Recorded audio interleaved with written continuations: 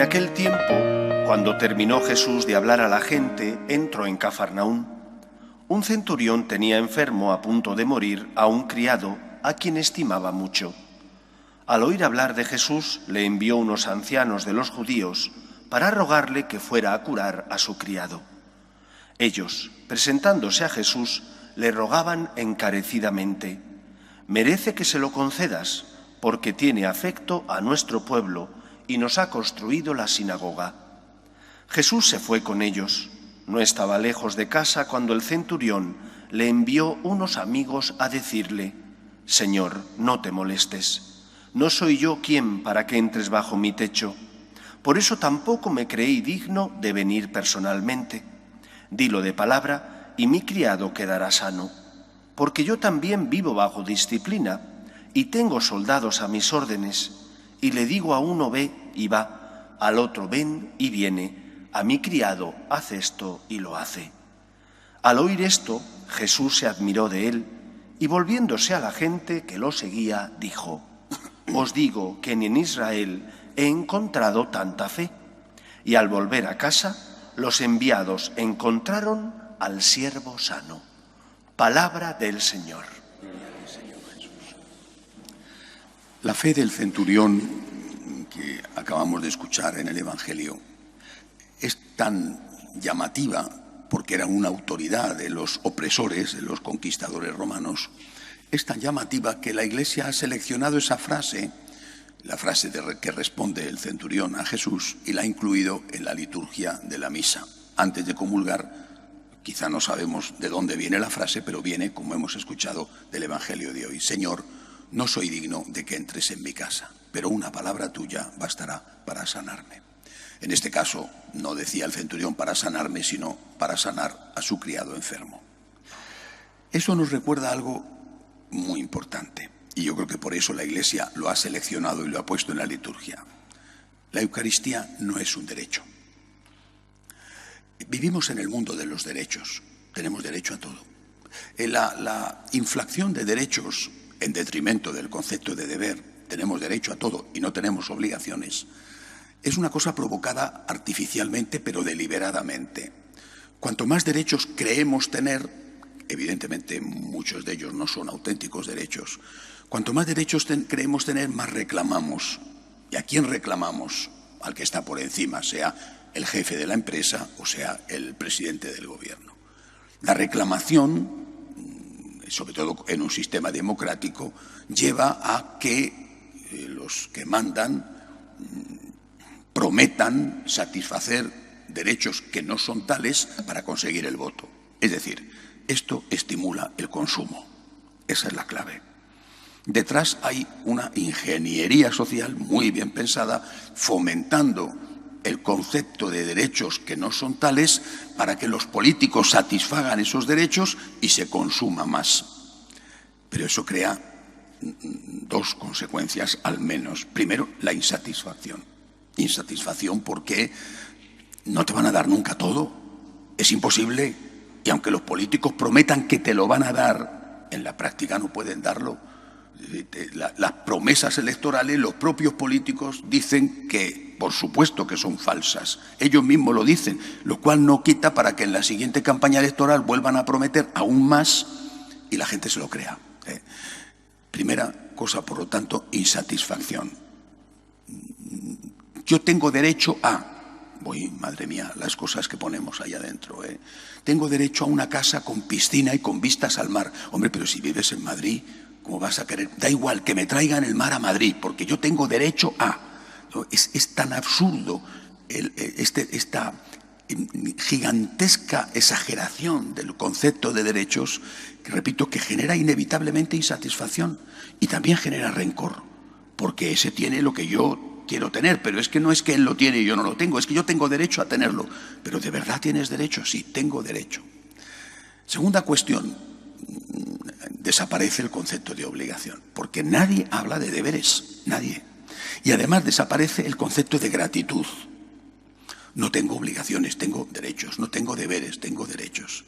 ¿Quién se plantea cuáles son los propios deberes, por ejemplo, para con el cónyuge, al cual le has prometido fidelidad?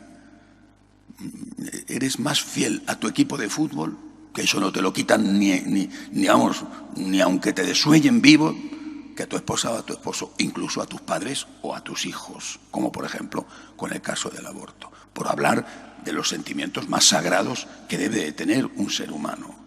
No tengo deberes, solo derechos, y los derechos son, muchos de ellos, falsos. Pero además, como todo es un derecho, no agradezco nada a nadie. No agradezco nada a nadie porque es mi derecho.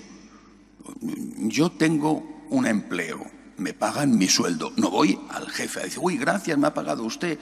Podría, si me da una propina que no espero, pues quizá podría darle las gracias, pero ni el jefe viene a decirme, uy, gracias, has venido hoy a trabajar, qué bárbaro. Aunque con el absentismo laboral que hay en España, que es escandaloso, a lo mejor el jefe hasta se alegra de ver que vas a trabajar el lunes. Bueno, es mi deber.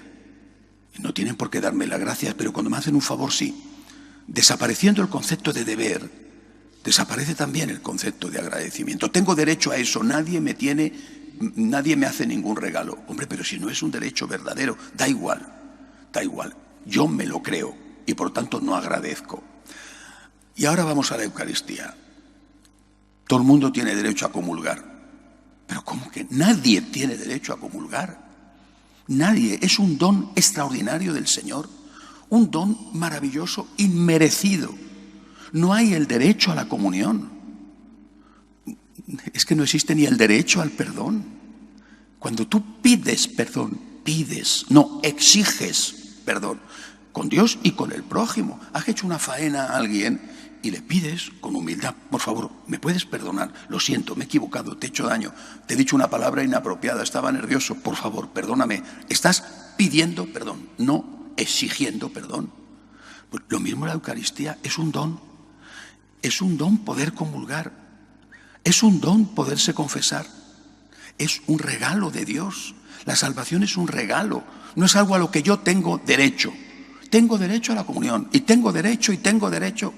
No, el Señor me regala la comunión, y como Él es el que me da el don, Él tiene derecho, Él sí tiene derecho a poner condiciones. ¿Qué condiciones son? Estar en gracia de Dios. El Señor no te dice, para comulgar tienes que ser rico, o joven, o culto, o famoso, o guapo, no te dice eso. Dice, pueden venir a comulgar los mendigos, puede venir a comulgar el más pobre de la tierra. Basta con que esté en gracia de Dios. Y el más pobre puede venir a comulgar y el más rico no, porque a lo mejor el más rico no está en gracia de Dios. Y yo voy a comulgar dando gracias a Dios. Señor, yo no soy digno de que entres en mi casa. Y no lo decimos porque estemos en pecado mortal, que por supuesto si estamos en pecado mortal, eso es aún más verdad. Lo decimos porque cualquiera de nosotros, incluso en gracia de Dios, incluso un santo, dice, Señor, no soy digno de que entres en mi casa, esto es un don extraordinario, es un regalo que no merezco. En cambio, es un derecho. Y como es un derecho, el cura no puede negarme la comunión, porque yo tengo derecho a comulgar.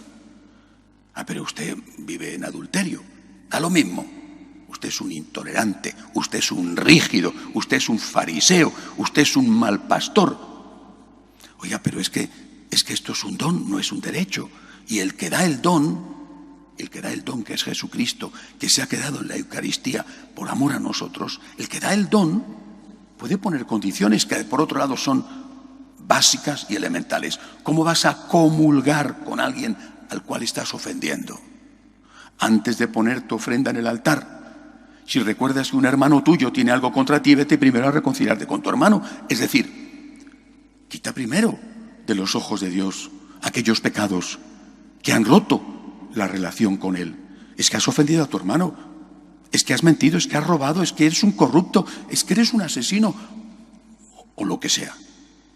Entonces sí, aunque no tengas derecho a la comunión, podrás participar en la comunión porque has cumplido la condición, la única condición que te pone aquel que te da el regalo.